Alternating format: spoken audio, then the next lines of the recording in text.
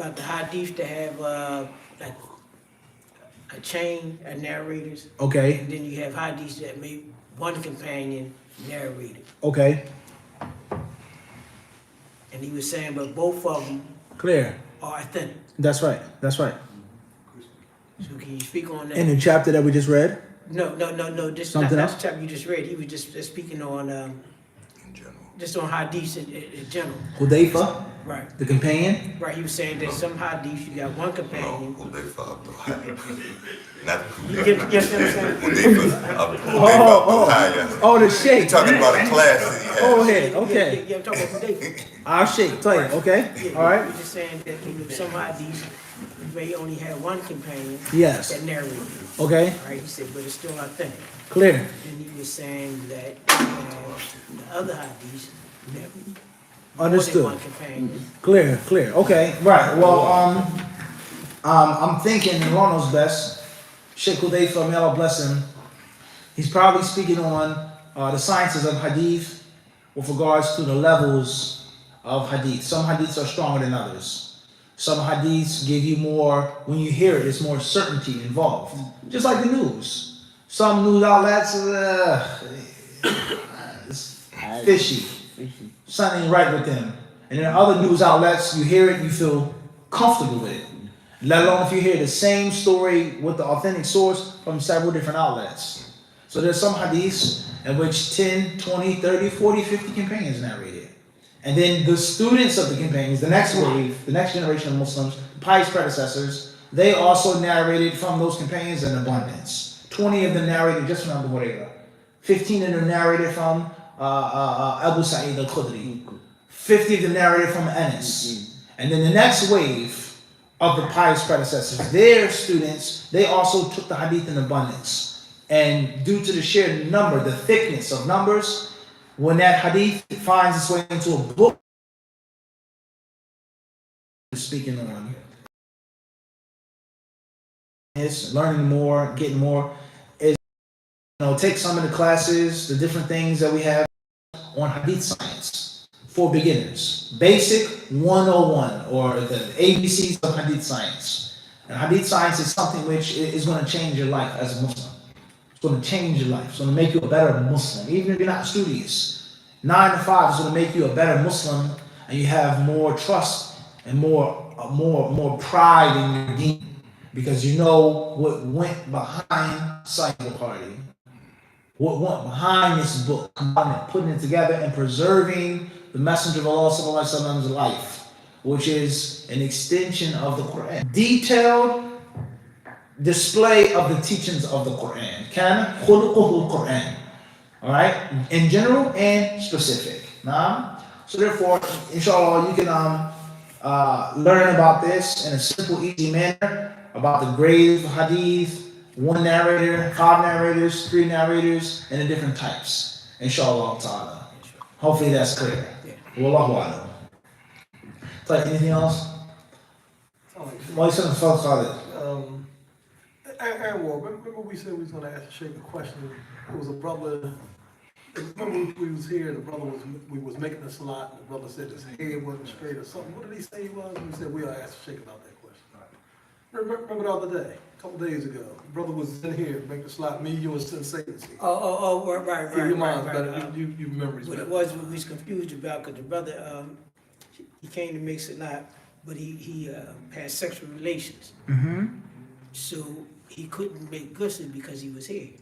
So we were just saying that you have to make just a lot. Okay. So just make wudu and join that. But we were saying we're not sure, but that would be best for now. And then we figured that we'll ask you the proper steps to take. So a Muslim needs to pray when he was in the state. Should he pray so and so? Okay. If the prayer is about to go out, he can't make tayammum, he can't make wudu, he can't pray without anything, but he has to take the time to make the ritual bath. He must wash. And the only time in which he's excused from washing is if it's extremely cold, or his skin is burnt, or the water is very far away, a plane crash, you're stranded somewhere, you want to get lost in the woods, it's I hear bears or wolves out there. I'm not walking, what? To get that water. What do you mean, Sheikh? You gotta wash. He say, what? I'm making tayammum. You just heard that thing, whatever that was, you not to put the water on your body. But if a man does not have that excuse, he must wash. And many ulama, they say, even if the prayer time is going to what? Go out, he has to make the ghusl. So therefore, if he's here, you gotta send him back home. You gotta make ghusl. Whether you make that ghusl in the bathroom, bird bath, whatever you gotta do. But he has to make the ghusl. And he cannot make the wudu. If the time is about to go out, Maghrib is going out in 10 minutes, it's better for him to pray instead of going back out to the streets. Maybe, for argument's sake. But he made tayammum and wudu. Tayammum. And Allah knows best. And only Allah knows the situation of the people. You know, I mean, first and foremost, anybody could forget. To come into masjid and he's in a state of janaba, in most cases it's a reflection that his deen isn't, 100% there. He's with his girlfriend, but he's trying to, get himself together. Alhamdulillah. There's better dipping and dabbing. It's better than what? It's better than nothing. So, the situation should be approached with what? With hikmah, with wisdom. And you sit down, you talk with him. Alhamdulillah, you came to the masjid, but at the same time, what happened? Well, nah, Sheikh. Yeah, I was going to make that suggestion, Brother Edward. Perhaps maybe y'all should have just let him go in the bathroom, somebody perform sutra, just let him wash in the bathroom. You know what I'm saying? Yeah, I think he was homeless. Oh, I think he had. But I think sometimes we have the wrong impression of ghusl. We think that we gotta get in the shower and soak. Sunnah. It's not that deep. You know what I mean? So it's a purificatory bath. You don't need to, just send somebody can't come in. So that he can perform his obligation. That's right. 100%. That's right. And teach him, homeless or not. You gotta, teach him. And that's extremely important. There are many classes we've done on that, explaining the nature of ghusl. Of course, if you have the time, you're not homeless. So even if you are homeless, whatever, you got the time to, scrub in the shower. Whether, the loofah or the sea sponge, the rubber ducky, you're singing in the shower, scrubbing, that's one thing. Some brothers take showers 10 minutes, 20 minutes, 30 minutes. You travel with some brothers. But the ghusl, the bare necessities of the ghusl may take you what? If that. 30 seconds. So ghusl is of two types. There's a recommended way, and then there's obligatory, the base necessity. And even above the recommended way, a ghusl, when a man is making ghusl, he's with his wife, even with the sunnah acts, in most cases, he's still going to scrub and shampoo and exfoliate, etc. Because the people, they live with luxury. Running water is a basic necessity. Hot water is a what? Basic necessity. You buy a thing of soap and shampoo for 99 cents. Literally, okay? But within that, there are levels. So a man was with his wife, or a woman was with her husband, or had a wet dream, or a person masturbated, whatever the reason is behind them being junub, right? The only thing that you have to do is number one, intention, the niyyah. I'm washing not to keep cool, not to wash my hair, but purification. Number two is the whole body should be wet.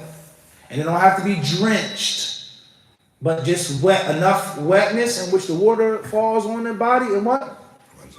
Runs off. And last but not least, water should be placed in the mouth and the nose. None. Your ghusl is over. That can literally take you 30 seconds. Or if you don't have a lot of pouring water, like in the bathroom, cup, bottle, do what you gotta do. Washcloth, couple minutes. Why get that? Secondly, is the recommended way of making ghusl.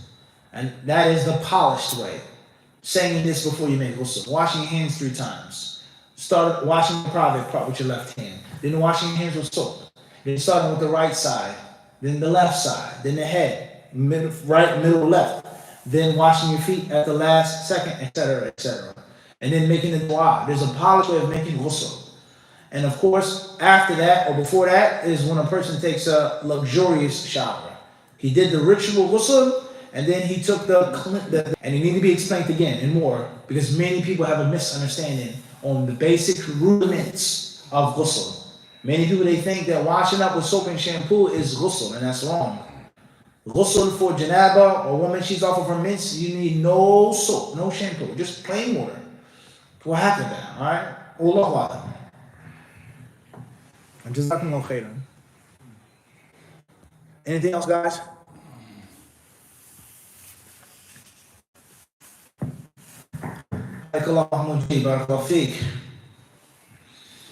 Question is coming from Boston. Initials RA. Wa alaikum assalam wa rahmatullahi ta'ala wa barakatuh. May Allah bless you as well. Alhamdulillah, I'm okay, I'm good. Allah's merciful and kind. You should not initiate a non-Muslim with the salam. Period. Don't initiate them. If and when they give you the salam, that's a different ruling. What can or can you not say in reply to them? Wa alaikum assalam wa rahmatullah. All right, what you can and cannot say is a different rule, but you should not initiate the salam with them. If you have to speak with them, there's nothing wrong with speaking to somebody. You don't have to be rude or unprofessional. How you doing? Such and such. That's fine. Listen. Hey, how's it going? I'm here to pick up the car. You don't gotta be rude. But the salams is a bit different. And of course, many people, they consider the salam just to be a custom, and that's sad. The salam is a tremendous act of ibadah. And you're declaring that your brother is safe. He has no worries and no harm when he's in your company. Assalamu alaikum wa rahmatullahi wa barakatuh. You ain't got to worry about anything. Instead of, what's up? The salams is not what's up. Okay? And many things we do and they become habits. But the salam is something which is sacred in nature. Assalamu alaikum.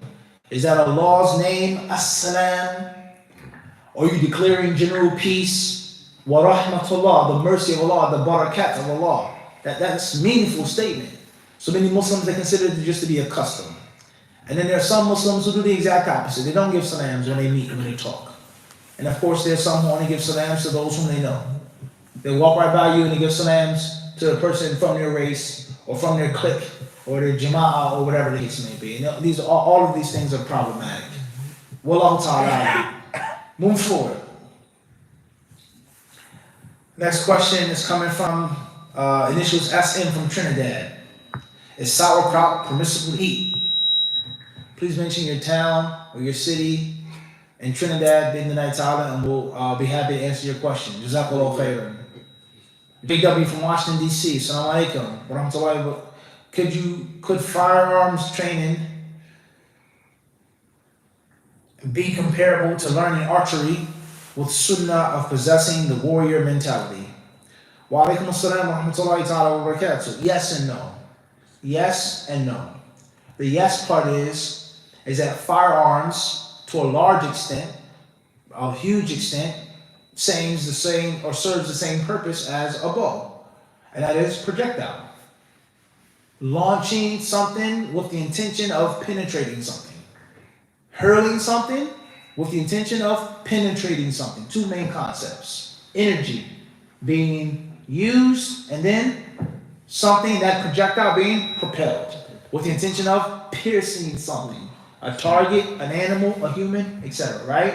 A piece of lead, an arrow, a lance, whatever it may be. It's the same mindset.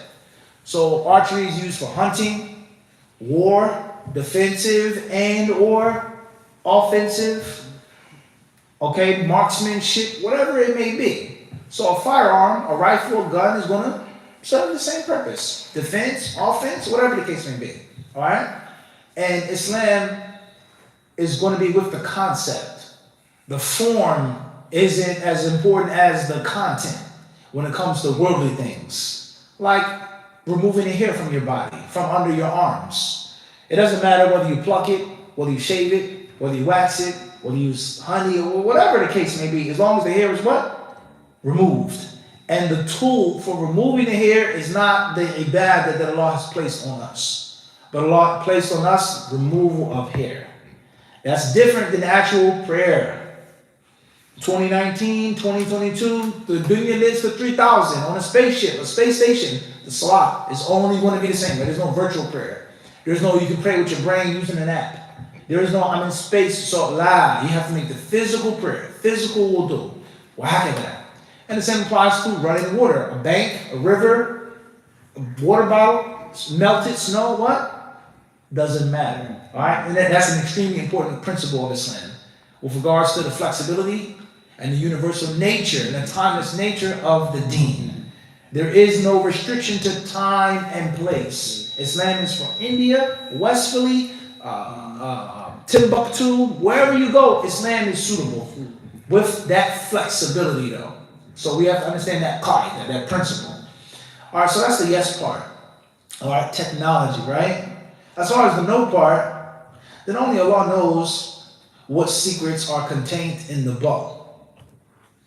Only Allah knows certain things which are special and virtuous of the bow. We don't know that. Let alone the fact that a time or place may come in which you don't have access to a firearm, or you run out of bullets, or you may need something quieter, without a silencer. You might need to take somebody out without making a big what? A big scene. Hopefully if it's a deer or what? Other than a deer. Other than that. You get the point I'm trying to make. So only Allah knows. And last thing I'll say is anything that you learn in life is going to take discipline. Anything. Marksmanship with a firearm takes mastery. It takes discipline. You have to learn. But I think for sure you guys will agree learning archery is what? A bit more. Yeah, it takes more discipline, it takes more dedication, more devotion. And only Allah knows the secrets that are included in that, right? That's why many non-Muslims today, they practice what? Practice archery. They use it as a tool for their youth. They use it as a tool for their community because there are many benefits behind it.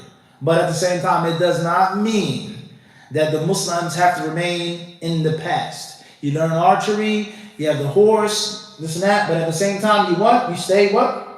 Up to date, with firearms and what?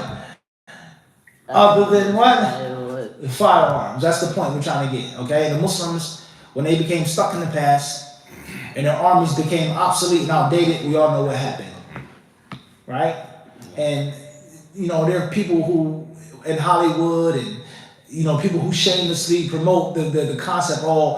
These people, they never use guns. The samurai, they wouldn't use rifles, they wouldn't use firearms, it was ignoble, they used swords. That's a lie. That's Kevin.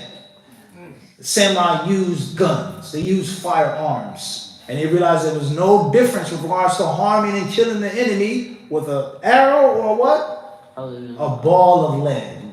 There's an interesting story. When the Portuguese first arrived in Japan, obviously Japan was cut off, was sealed off. It wasn't like China. They were extremely xenophobic. They cut themselves off from the barbarian world. But when the Europeans finally got, into that part of Asia, they wanted to trade with the emperor.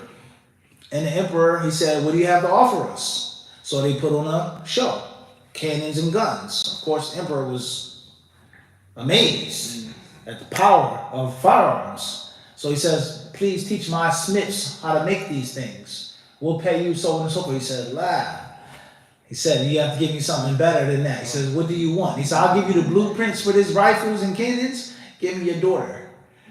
And his daughter, I think at the age was about 12 years old. Guess what the emperor did? Gave his daughter up.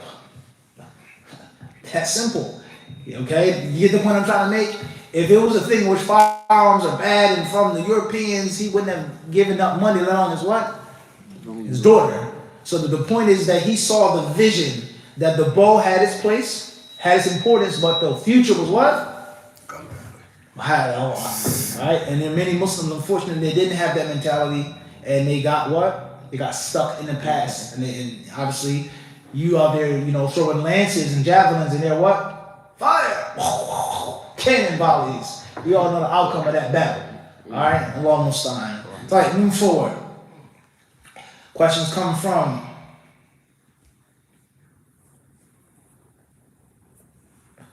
Furqan Nuruddin from DC. Assalamu alaikum, Sheikh. What is the nasiha on cremating the body?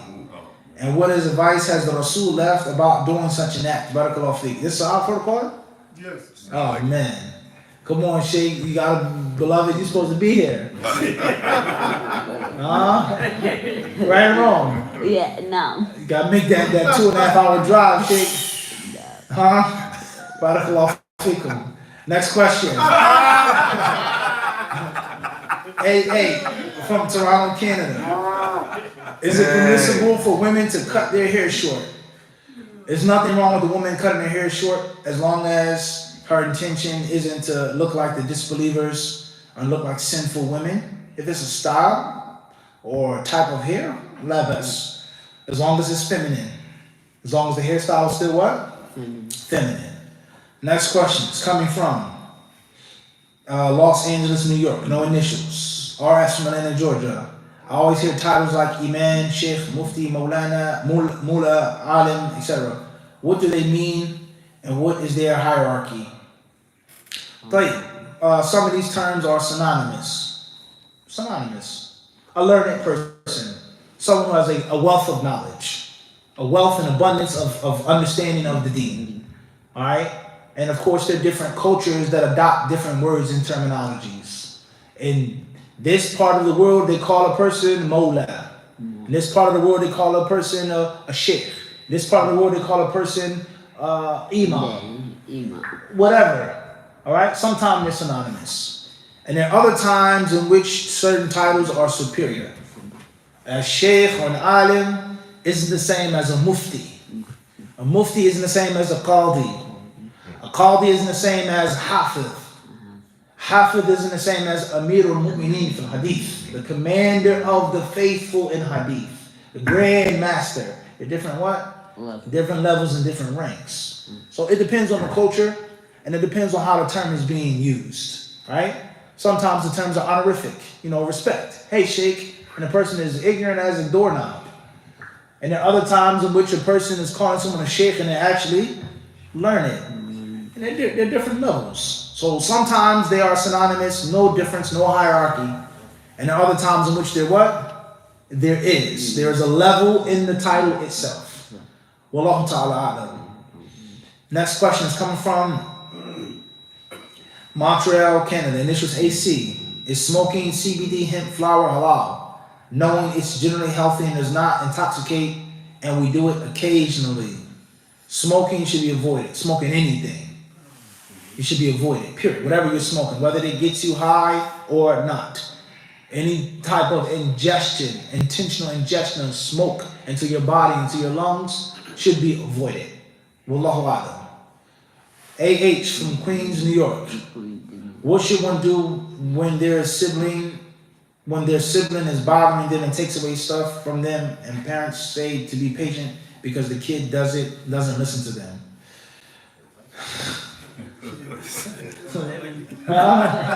Allah musta'an. Definitely keep being patient and try to handle it in the best manner. Be careful of the shaitan allowing brothers to fight. If you look at it, that's one of the earliest sins. That's one of the most ancient sins, is sibling rivalry. That's deep if you think about it. The offspring of Adam, they fought and it led to murder because They said they can't hear you on live. jealousy and envy. Guys can't hear me? Yeah, so, It went out? yeah, you buffering. It's buffering? Yeah. Maybe it's the Wi-Fi. See? Sorry about that. Hopefully it gets better.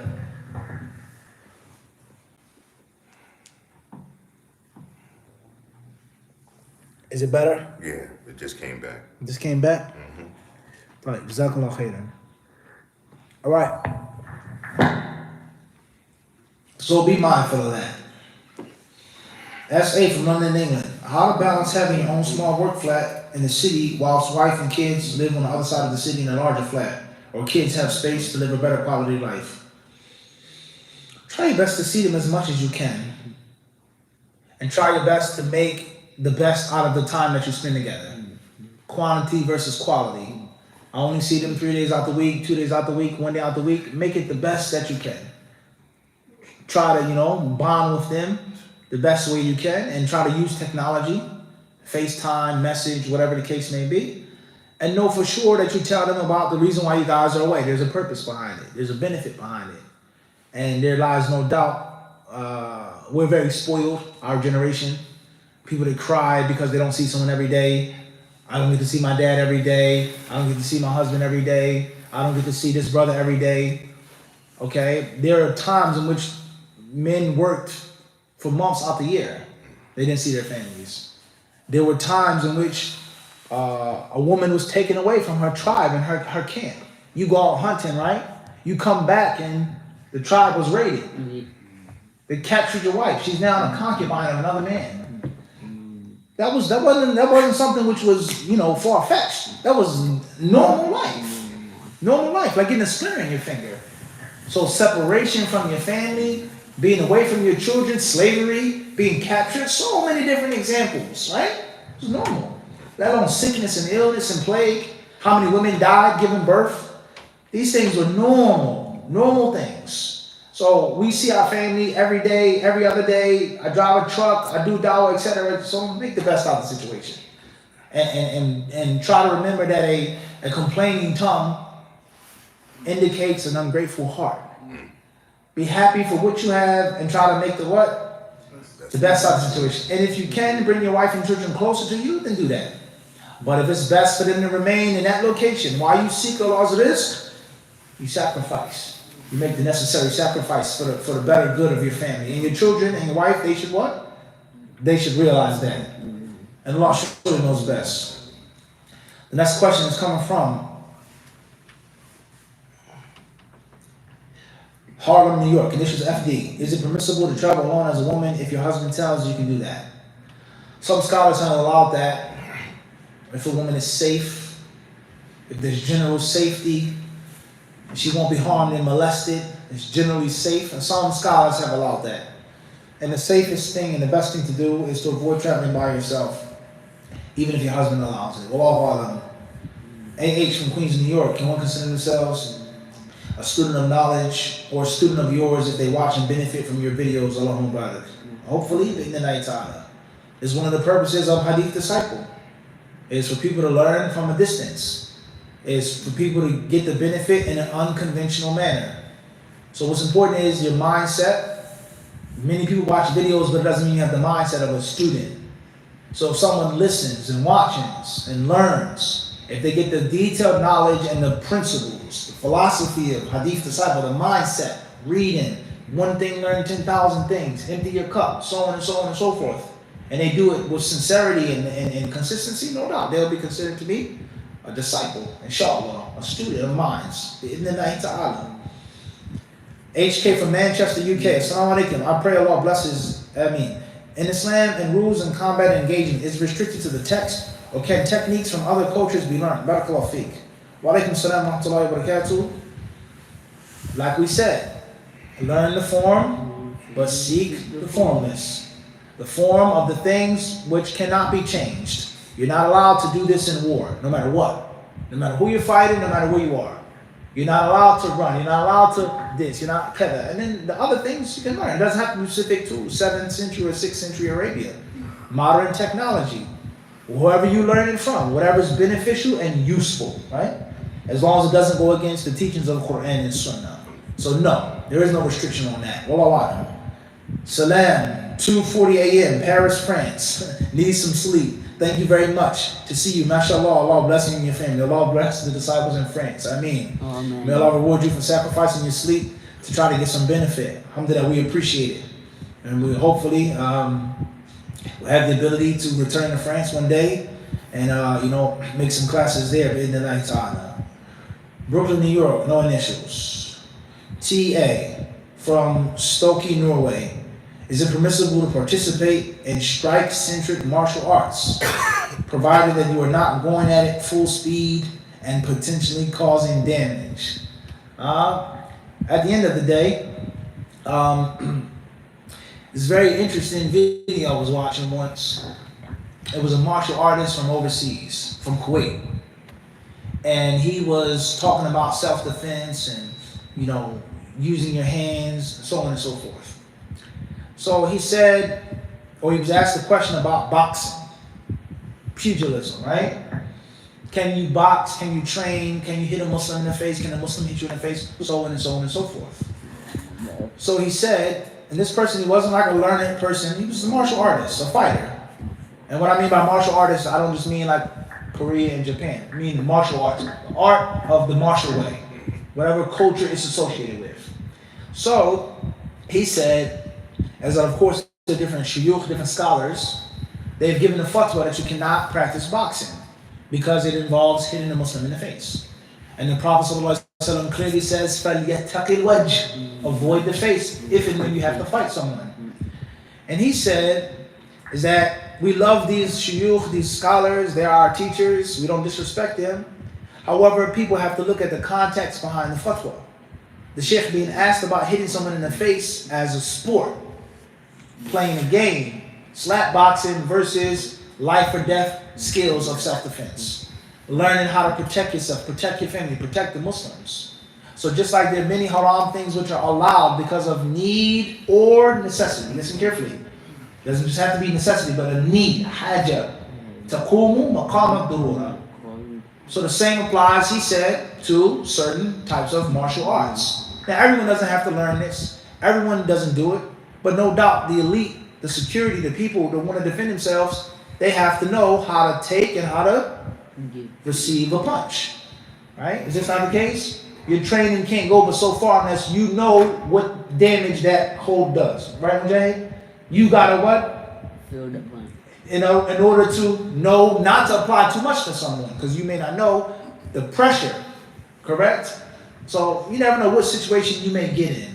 So therefore, in brief, if you have the proper intention, inshallah ta'ala, and if it's done out of need and necessity, full contact, hitting, striking another Muslim with that purpose and that intention, inshallah, will be permissible. Without that intention, without that need, no. A Muslim is sacred. His blood is sacred. His honor is sacred. And the Messenger of Allah, he warns us against waving a piece of steel in front of a Muslim. Don't even put it in his direction, because you never know that the shaitan may play with his hand and he'll end up in a pit of fire.